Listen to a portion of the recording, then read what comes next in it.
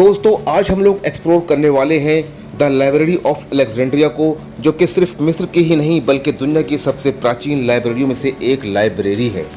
मिस्र यानी इजिप्ट के तट पर बनी ये लाइब्रेरी प्राचीन दुनिया का सबसे बड़ा ज्ञान का केंद्र थी, लेकिन फिर एक दिन ये रहस्यमय तरीके से इतिहास के पन्नों से गायब हो गई। आज के इस वीडियो में हम जानेंगे कि इस महान लाइब्रेरी को किसने बनाया, इसके अंदर क्या क्या छुपा था, और सबसे बड़ा सवाल ये है कि इस महान लाइब्रेरी को किसने और क्यों जलाया।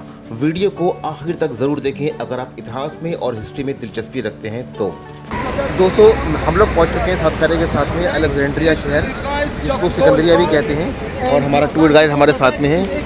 लेकिन फ़िलहाल यहाँ पर हम लोग आए हैं लाइब्रेरी में, जो यहाँ की मोस्ट इम्पोर्टेंट लाइब्रेरी है, और ये सिकंदरिया आज़म के ज़माने की है। दोस्तों इसको अलेक्जेंड्रिया क्यों कहा जाता है, इसके पीछे की क्या वजूहत है, वो मैं आपको बता दूँ कि ये शहर बसाया था सिकंदरिया आज़म ने, जिसको हम अलेक्जेंडर द ग्रेट के नाम से जानते हैं। उसके नाम से शहर बसाया गया था, और यहाँ की जो बनावट है, बहुत जो पुराना जो टाउन है, वहाँ पर आपको ग्रीक आर्किटेक्चर देखने को मिलेगा। तो इसी की नस्बत से इस शहर को आज भी सिकंदरिया यानी कि अलेक्जेंड्रिया कहा जाता है। इसको ग्रीक यानी कि यूनानी लोगों ने बसाया था, और ये यूनान का बहुत ही प्राचीन और हिस्टोरिक सिटी है। ये देखिए, ये इसमें ग्रीक आर्किटेक्चर आपको दिख रहा होगा।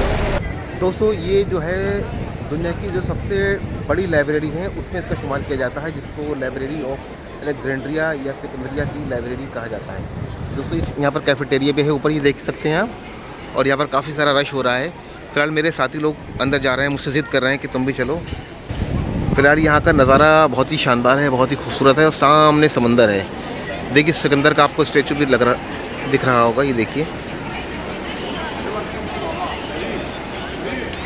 दोस्तों यहाँ की सबसे अच्छी बात ये लगी, अभी ये इस्लामिक कंट्री है, लेकिन इन्होंने अपनी जो विरासत थी, इनको जो इनके आबा अजदाद से जो चीज़ें मिली हैं, उन्होंने इसको संजो कर रखा है, इसको ख़त्म नहीं किया है। सबसे अच्छी बात ये लगी, और किसी चीज़ पे दावा नहीं करा कि यहाँ पर मस्जिद थी, यहाँ पर ये था, यहाँ पर वो था। जिसका जो था वो है। हालांकि फ़िरौन के इतने सारे यहाँ पर मकामात हैं, फ़िरौन की निशानियाँ, उसको संजो कर रखा है। जो उस ज़माने का कल्चर था उसको अभी भी दुनिया वालों को दिखाया है, लेकिन कभी भी क्लेम नहीं किया कि यहाँ पर मस्जिद थी, कि यहाँ पर कोई दरगाह था, या किसी बुज़ुर्ग का मज़ार वगैरह था। ये बात मुझे सबसे अच्छी लगी यहाँ की। फ़िलहाल ये है दुनिया की सबसे बड़ी लाइब्रेरी, और दुनिया की हर ज़बान में, हर लैंग्वेज में यहाँ पर आपको किताबें देखने को मिलेंगी। तो फिलहाल अभी देखते हैं क्या रहता है। दोस्तों इस लाइब्रेरी की कहानी की शुरुआत होती है साल 331 BCE में, जब अलेक्जेंडर द ग्रेट ने मिस्र में अलेक्जेंड्रिया शहर की स्थापना की। अलेक्जेंडर की मौत के बाद उसके जनरल टॉलेमी फर्स्ट ने यहाँ का शासन संभाला। टॉलेमी सिर्फ एक राजा नहीं था, बल्कि उसे ज्ञान और विज्ञान से बहुत लगाव था। दोस्तों टॉलेमी अलेक्जेंड्रिया को दुनिया की सांस्कृतिक राजधानी बनाना चाहता था, इसलिए उसने साल 300 BCE के आसपास इस महान लाइब्रेरी की नींव रखी। उसके बेटे टॉलेमी सेकंड ने इस काम को आगे बढ़ाया। दोस्तों इस लाइब्रेरी को बनाने का मकसद था कि दुनिया की हर किताब, हर ज़बान के दस्तावेज़ को यहाँ इकट्ठा किया जा सके। दोस्तों टॉलेमी राजाओं में ज्ञान को लेकर, इल्म को लेकर एक अलग ही पागलपन था। उन्होंने एक कानून बनाया, जो भी समुद्री जहाज़ अलेक्जेंड्रिया के बंदरगाह पर आएगा उसकी तलाशी ली जाएगी। अगर उस जहाज़ पर कोई भी किताब या स्क्रॉल मिलता तो उसे तुरंत जब्त कर लिया जाता था। उस जब्त की हुई किताब को लाइब्रेरी में लाया जाता, उसकी हुबहू नकल तैयार की जाती, यानी कि उसकी कॉपी की जाती। असली किताब को लाइब्रेरी में रख दिया जाता था, और उसकी कॉपी जहाज़ के मालिक को वापस दे दी जाती थी। इस नीति को फंड ऑफ द शिप्स कहा जाता था। और इतना ही नहीं, टॉलेमी राजाओं ने पूरी दुनिया में अपने दूत भेजे, जिन्हें सिर्फ एक ही काम सौंपा गया था, जहां भी कोई दुर्लभ किताब दिखे उसे भारी कीमत देकर खरीद लो। नतीजा ये हुआ कि कुछ ही दशकों में इस लाइब्रेरी के अंदर 5 लाख से लेकर 7 लाख तक पेपरस स्क्रॉल जमा हो गए। दोस्तों ये लाइब्रेरी सिर्फ किताबों का गोदाम नहीं थी, बल्कि ये दुनिया की पहली बड़ी यूनिवर्सिटी और रिसर्च सेंटर थी। दुनिया भर के महान वैज्ञानिक, गणितज्ञ और दार्शनिक यहाँ रिसर्च करने आते थे।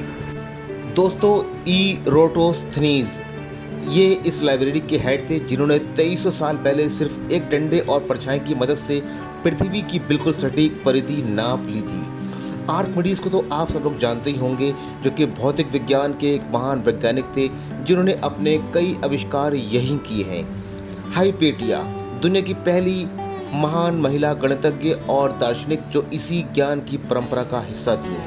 और अब ज़रा सोचिए, अगर वो सारा ज्ञान आज हमारे पास होता तो मानव सभ्यता आज से 1000 साल आगे होती। अब आते हैं इतिहास के सबसे बड़े रहस्य पर, इस महान लाइब्रेरी का अंत कैसे हुआ। इतिहासकार, हिस्टोरियन किसी एक घटना को इसके लिए जिम्मेदार नहीं मानते हैं, बल्कि इसके विनाश के पीछे दो मेन थ्योरीज हैं जो कि मैं आपको अभी बताने वाला हूँ।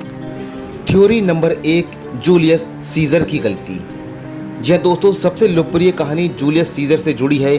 जब सीजर ने अलेक्जेंड्रिया पर हमला किया तो उसने बंदरगाह में खड़े दुश्मनों के जहाज़ों को जलाने का हुक्म दिया, लेकिन आग फैल गई और उसकी चपेट में लाइब्रेरी भी आ गई। कहा जाता है कि इस आग में हज़ारों अनमोल किताबें जलकर राख हो गईं। और दोस्तों, थ्योरी नंबर 2 है धार्मिक कट्टरता। सीजर की आग के बाद भी इस लाइब्रेरी का एक बहुत बड़ा हिस्सा बचा रहा था, लेकिन 4वीं शताब्दी में रोमन सम्राट थियोडोसियस ने सभी गैर ईसाई मंदिरों और स्मारकों को नष्ट करने का हुक्म दे दिया था। भीड़ ने लाइब्रेरी पर हमला किया और बची कुची किताबों को भी आग के हवाले कर दिया। असलियत ये है कि ये लाइब्रेरी किसी एक दिन में नहीं, बल्कि सदियों की उपेक्षा, युद्धों और कट्टरता की वजह से धीरे धीरे ख़त्म हो गई। दोस्तों, इससे एक बात तो साबित होती है कि लाइब्रेरी ऑफ अलेक्जेंड्रिया का नष्ट होना सिर्फ मिस्र का ही नुकसान नहीं था, बल्कि ये पूरी इंसानियत के लिए एक डार्क एज की शुरुआत थी। हमने चिकित्सा, खगोल विज्ञान और इतिहास का वो ज्ञान खो दिया जिसे दोबारा हासिल करने में इंसानों को सदियां लग गईं।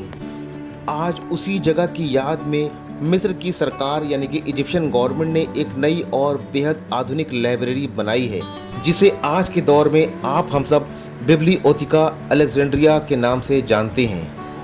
जी हाँ दोस्तों, ये लाइब्रेरी हमें याद दिलाती है कि ज्ञान को, इल्म को कभी भी पूरी तरह से मिटाया नहीं जा सकता है।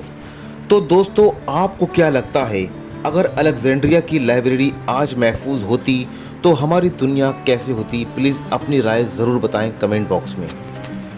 दोस्तों, बाहर जाने से पहले मैं आप लोगों को इस जगह की लोकेशन, एंट्री फीस और टाइमिंग बता देता हूँ। दोस्तों, ये मिस्र के अलेक्जेंड्रिया शहर के शातबी डिस्ट्रिक्ट के अंदर मौजूद है और जिस जगह ये लाइब्रेरी मौजूद है ये स्ट्रीट कहलाती है अल कॉर्निश स्ट्रीट और इसकी टाइमिंग सुबह 9 से शाम 4 बजे तक की है, मंडे से थर्सडे तक, और फ्राइडे को यह लाइब्रेरी क्लोज रहती है और सैटरडे संडे में ये लाइब्रेरी ओपन रहती है सुबह 10 बजे से शाम 5 बजे तक।